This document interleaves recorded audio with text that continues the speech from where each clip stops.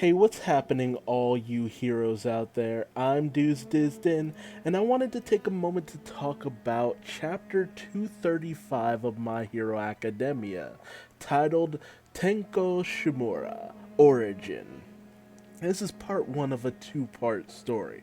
At least I think it's two parts. I don't know if the third part is going to be like a thing, but this is the backstory of Tomura Shigaraki as we see Reed Destro, not quite. He seems to be caught up in what happened with Tomura Shigaraki, with the fact that he was still able to cause the decay to affect Reed Destro, despite the fact that he was missing some of his fingers. Reed Destro starts to recount that his power was polished ever since he was young, and shouldn't be an attack that's dodged easily. It's not something that's easy to get around. But Tomura was able to, do it. He was able to get around it. He was able to use his power.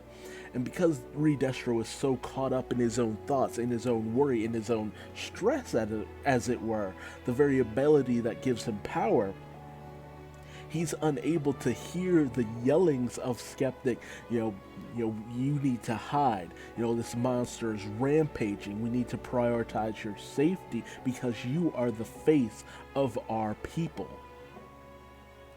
However, while this is going on, Tomura continues to be lost within his own head, and he starts to feel that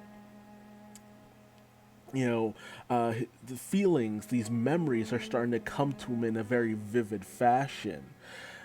At the same time, he starts to tell Reed Destro as he picks up one of the hands of his family members that, well, Reed Destro, you're kind of right. I'm not trying to create anything. I only exist to destroy.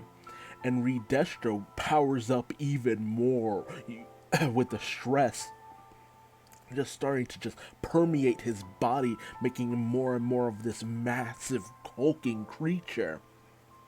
And he tells Tomura, there is no future without creation. That's why you should just perish. But Tomura's just like, well, I don't really need a future. If my path is destruction, there's no purpose for that. And we, full stop go into we full on go into Tomura's backstory. Well, I guess we should call him Tenko's backstory.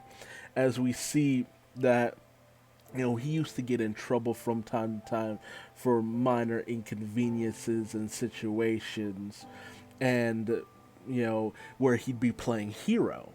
And his father, would reprimand him for this, and this could be anywhere from a beating to leaving him outside. And during these punishments, because his mother and the parents of his mother wouldn't really step in or raise against him, because this was the house his father built. Um, he the son, Katara Shimura, had actually built up a lot of wealth during his time. He had become a very successful person, built this entire house and all that. But, and because of that, he invited his wife and his wife's parents over. And because they all live under his roof, he makes the rules here. And the rules that he set forth is no talk of heroes whatsoever. And that really clashes with Tenko, because Tenko loves heroes. He wants to be a hero. But because of this restriction and this delay of his quirk, has these allergic reactions, this stressful problems, and he's always itchy and stuff like that. And we see him sitting down with his mom, and his mom asking him, "Do you really want to be a hero?" And it was Tenko actually was trying to include someone. He was trying to be a good person, very much like Deku, honestly. Just because, that not wanting to leave people out, these good intentions, the examples set forth by heroes within the society were actually doing their job. They were forming this kid into a good person, because he played with the person who was being left out, and that person is just like, oh, you could be All Might because you're so nice and kind. And it shows that he had a good upbringing for the most part, despite what his father's feelings and all that. But his mom didn't really encourage him, in a similar way that Deku's mom didn't encourage him to be a hero. you know she just continued to make excuses for her husband time and time again. So Tenko would still get in trouble and, be yelled at by her father. And, the other adults in the household would just kind of comfort him, but not really do anything in order to, help him grow, to help him blossom. And it was like the very house itself would reject him in a way, as he used to think. And at one point, his sister Hannah had showed him a picture of their father with his mother Nana, and would be like, "Oh well, our mother was a great hero," and she shows it to him to be like, "Oh, this is our secret," we could become heroes in the future. First it seems very much like his sister is encouraging him for his future endeavors. However, later on, while Tenko feels very happy about everything and is actually feeling pretty good, but still, itching and scratching himself, he ends up being yelled at by his father because apparently he found out his children went into the office, and he flew into a rage because they saw that image, and his sister basically threw him under the bus saying, "Oh, he is," crying to his mother. It's just like, "Oh, it's because Tenko wanted to see the picture," completely betraying Tenko and all that. And Kataro starts to just beat on his son, saying, "Oh, that's not your grandmother," and blah, blah, blah. And, during all of this, while the mother is speaking out against him, telling him to stop, you know, Kataro just continues to fly into this rage, saying that woman is not your grandmother. She would abandon her old child. If that's a hero, you shouldn't be that way and stuff. Blah blah blah. And nobody steps in to help him. Nobody does anything to save him from this situation. Nobody goes in and stands up to this man. But and honestly, it kind of comes, but it's too little too late. They didn't do anything when this little boy was being beaten by his father for something so irrelevant, so needless, something that shouldn't have even been a non-issue. It's just like, and that's the thing about parents, and why I struggle with the thought of ever being one day. It's just the thought that, sometimes you put your personal bias on children and it ends up really shaping who they become, turning them in ways that you could never really predict. Tomura Shigaraki is the product of his father, and his father is the product of his mother, but it affected them in ways that the parents could never have predicted. And that's why you always have to really be careful with what you do to your children, and ways that you talk to them, what you influence them by. But because later we see Kataro, looking at this last letter from his mother, who apologized for leaving him, says, "I have to go and fight this really bad person who might try to hurt you, so I have to send you away. I can't be near you or you might end up getting hurt." And he also starts to think back to, the life and times that he had with his mother, and with her apologizing for not being the best mom, not being great at cooking, and she even understands that ultimately he probably would hate her for this, but she loved him. She was hoping that she would live a peaceful, happy life because things ended poorly for her. Ultimately she died in the end because of this person coming after her. And she basically knew she was gonna die. She knew that in the end she was not going to live through this, and she wanted to spare him, the fact that he was going to her death. This would be the end. He would end up alone no matter what. So she made the preparations to send him somewhere where he would be taken care of, because she knew this was an unavoidable situation. But Kotaro didn't take it that way. He was unable to take it that way.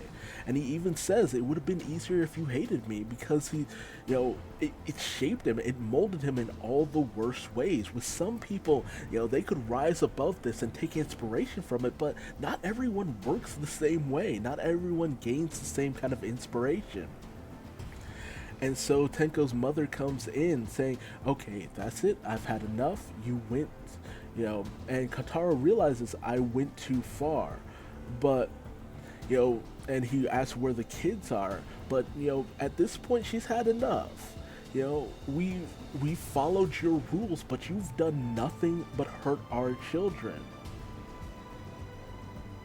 What you've done is the very opposite of everything you have strived for. In this situation, you've become the bad guy. You've become no better than the mother you apparently hate for abandoning you, apparently. You're even worse. And, Kotaro starts to start to think it wasn't supposed to be this way. He was supposed to be better. And a lot of people who become parents start, kind of think that way, that they'll be better than their parents who, and subvert their shortcomings, but they end up being, if not even no good, as just as bad as their parents, or even worse in some cases. Don't bring your personal baggage to your children. And I know that's a hard thing, because sometimes you don't realize how your parents influence you, and that permeates into how you influence your children.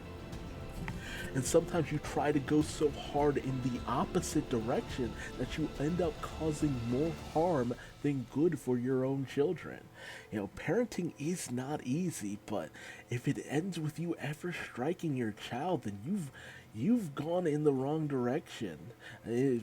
That's not an easy thing. It's easy to get frustrated with how willful children can be, but striking your child is now never the solution. It should never be the answer you come to. And we end this chapter with Tenko outside cradling his dog, just feeling that he hates everyone because no one was able to be there for them. There was nobody to save him from that situation, no one to help him out. This place rejects him in every sense of the word, and because of that, he will have an awakening that will destroy everything. That's the end of this chapter, something that I really felt needed to be said. I really wanted to get off my chest personally, because I'm so far behind, but I still want to talk about these chapters, because some of these chapters just really show just how you never really know how children will be influenced. Not every child responds the same way, whereas another child might have been able to rise above this. Tenko just sunk deeper and deeper into depression, deeper and deeper into hatred, to the point where he eventually just got out of control. But that's going into the next chapter a little too much. Now, if you have any thoughts and you want to talk about this chapter in particular, feel free to leave me a comment in the comment section below. How did you feel about this? How do you feel about parenthood in general? Do you feel that to a certain degree you can empathize with Tomura's father, Kotaro? Do you feel that he just got out of hand, or do you just find him to be scum for what he did with no redemption? No matter what, he should never have struck his child. It's a really touchy subject when it comes to parenthood, and everyone feels that they have the right answer until they get to that point, and you really have to question, did you do the right thing? Did you make the right moves? Were you able to raise your child to the best of your ability? And sometimes you have to let go of your personal biases to actually help your child grow into the best person they could possibly be. That's not an easy thing. It's so hard to admit when you're in the wrong sometimes, and to think that maybe you're having an adverse effect, but sometimes that's the conclusion some people need to come to in order to move forward. I've rambled on enough. I'm Duuz-Diz-Din. If you want to, feel free to like this video if you liked what I had to say. Dislike it if you didn't. Tell me what I did wrong in the comment section below. Subscribe and hit the bell icon, because I'll definitely continue to bring you chapter reviews if you're still interested with how behind I am. And if you want to find me on social media, just Google Duuz-Diz-Din. I'm everywhere, for better or for worse. And until the next video, just remember, kindness goes a long way. Nothing good ever comes from being violent or volatile, or just because you don't feel a certain way about certain things. That doesn't mean you should enforce your will onto others just because they like a thing you don't. That just leads to more misery. You're miserable, they're miserable. What does that help anyone? I'm Duuz-Diz-Din, and I think it's time for bed. Bye-bye.